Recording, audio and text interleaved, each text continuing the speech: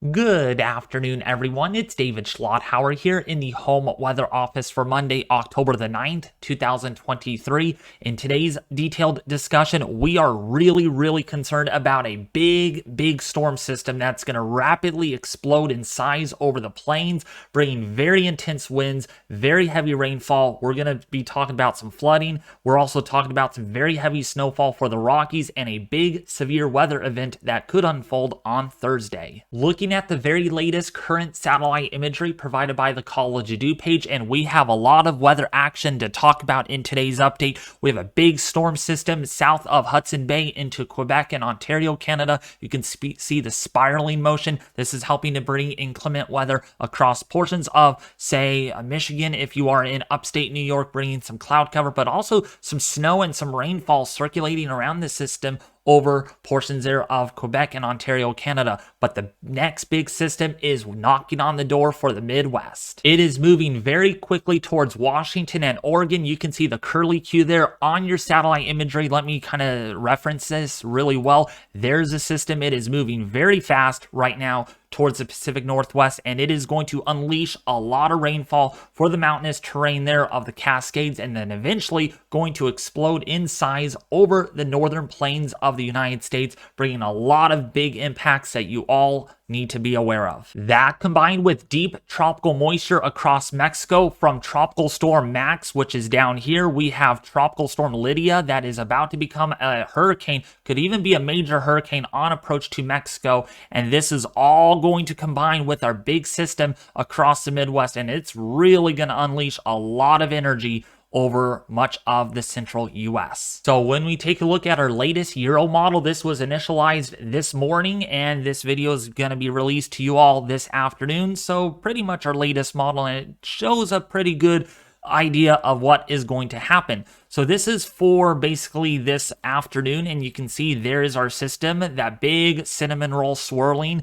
over Hudson Bay, over Quebec and Ontario, Canada. Here's our next system that is going to slap the Pacific Northwest with quite a bit of rainfall, some strong winds. And let's keep an eye on what goes on down here, because this over here is actually going to go this way into the Gulf of Mexico, might become our next area of interest. Could really unleash a lot of rainfall, folks. I mean it. We could be talking about some pretty big flooding problems across the southern Alabama, Georgia. If you're in Florida, this is all for you. Combine up here into the Midwest, we can see a big flood threat too with our systems. These are all going to collide, and it's going to create one massive system.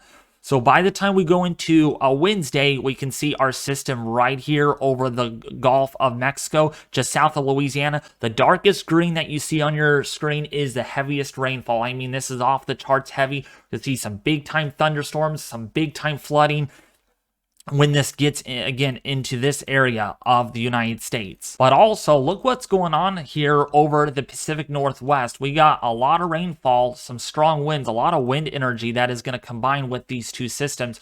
And what we're going to see is, again, one piece of this moisture going to be impacting, again, the southern Georgia area, Florida. If you are in the southern portion there of South Carolina, we're talking some big time rain, folks. I mean, we could be looking at several inches of rainfall and some flooding. Then here comes that monster storm in the making right here in the high plains. We got some pretty intense heavy snowfall to talk about for the Rockies. Might see several inches upwards of maybe 1 to 2 feet as cyclogenesis gets going here. We got a lot of wind energy that we need to show you here in today's video. And by Thursday afternoon, this is when that severe weather event could break out across Kansas. We got colder air coming in out of the north here. Very dynamic system, very intense rainfall, maybe some significant flooding with this system, along to go with some really strong wind damage concerns too, with wind gusts between 40 to 60 miles an hour perhaps. And look at this, curly Q warning, folks. Look at the mountains there. Wow, gonna get some big snow. 990 millibars is the central pressure on this. So you can think about that. We have a 1031 millibar system up here. We've got a 990 millibar system over here.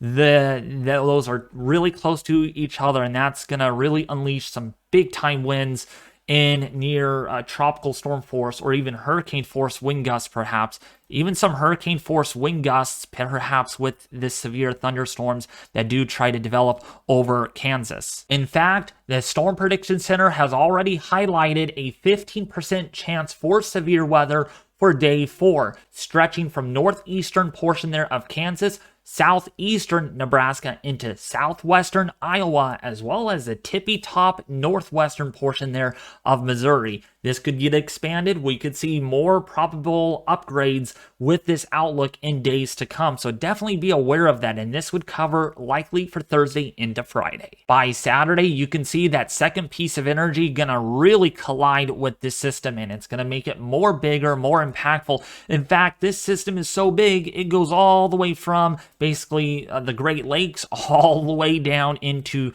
Florida, folks. I mean, this is a big system, really stretching a pretty long way. So if you're doing any traveling this weekend for the solar eclipse, just keep that in mind. Gonna see some very inclement weather for road traveling. Actually, the eclipse goes from here all the way down into Texas. So yeah, you all folks actually living here along the eclipse path will be able to see it pretty well with calm weather. Maybe in the Pacific Northwest may not be so much. If you're here, of course, it's going to be raining a lot. So not so good for viewing the eclipse, but that's why we're hosting it live here on the YouTube channel at 10 in the morning on Saturday. Exciting stuff. By Sunday morning, October the 15th, this is when it really gets nasty. We got a possible nor'easter that tries to develop without the snow for the northeast there, and that kind of fizzles out eventually. Looking at the 500 millibar geopotential height and cyclonic relative vorticity, this is showing us how much upper level energy support there is for cyclogenesis, for this system to take off like a rocket. Yeah, you heard me right. We can see a rocket type explosion here with our system. So going forward, you can see there is the energy. My gosh, oh my gosh, this is like picturesque, photogenic right here. You guys can take a screenshot of this. Look at this. I mean, this is kind of wrapping it all in like a cinnamon roll. And once that gets going, we got a lot of forcing. We got a lot of dynamic temperature falling with height.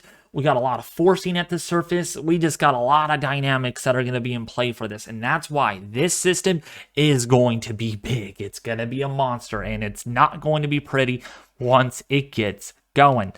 Going forward here, it wraps up into a cinnamon roll, and what that means is it's pretty dynamic. We got a lot of moisture going northward, we got a lot of cold air going southward, and you know, when these two collide, it creates a big mess, and that mess is going to be in the way of severe weather, maybe some tornadoes, damaging winds, some large hailstones, maybe 2+ inches, and it's going to be a really dynamic system. And then look at this. This goes all the way into the eastern seaboard, and you can see right in here we got another system that wants to explode because we got a lot of falling heights aloft. We got a lot of divergent flow. We want to kind of fill in that void below, and that lowers pressure, surface pressure, and we get dynamic systems under this influence. And speaking of that, by the way, this is going to become negatively tilted. You can see the trough right here in the high plains. It's going to do it again here over the eastern seaboard. So we're going to have a big system here. It's going to re-intensify over here over the eastern half of the US, and it's going to really be a big one. Now, taking a look at those mid-level winds, this is the 500 millibar wind chart, and this shows us how much wind energy will be associated with this system.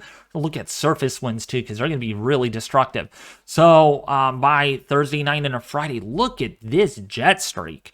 Going to be very powerful here, anywhere between about 90 to 105 knots on the European model. If we look at the GFS model, it has a very similar outcome, only a little weaker with the winds. The Euro is pretty consistent, very well dynamic with the system, so we're going to trust this one a little bit more. Of course, this is 4 days out, so depending on what model you actually look at, you might be a little picky, but boy, this is a bowling ball setup here.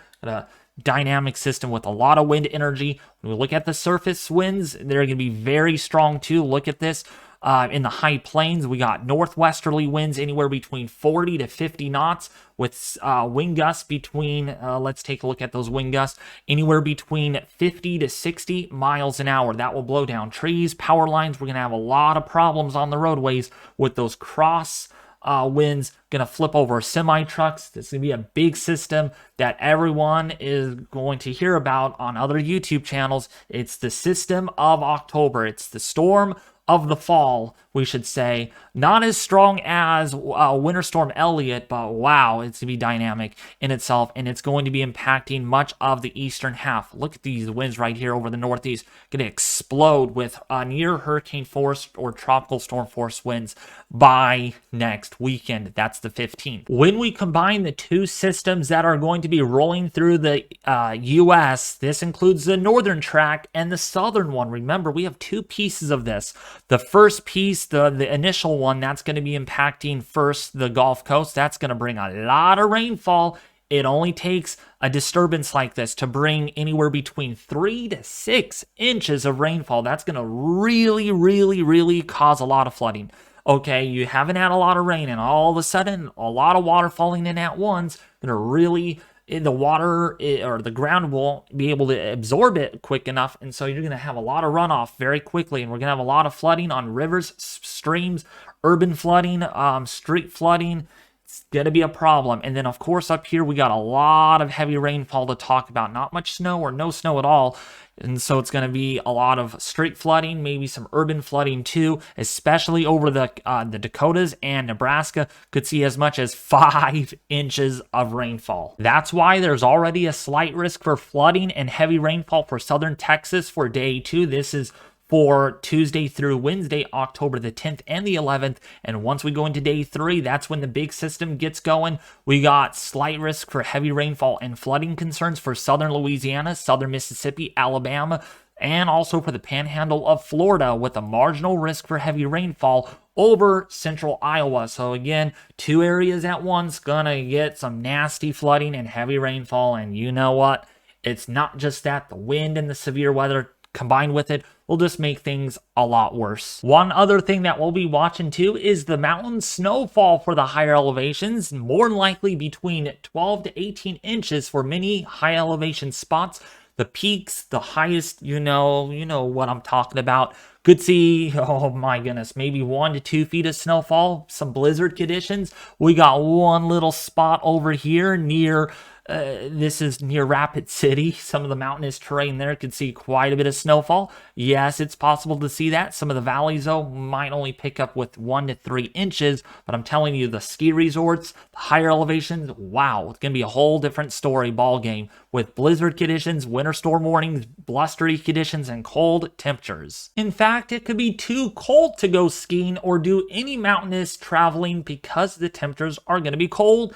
And only with that, the snow and the winds are going to be really hectic on your travels. If you're living in the mountains, just be ready for what's to come.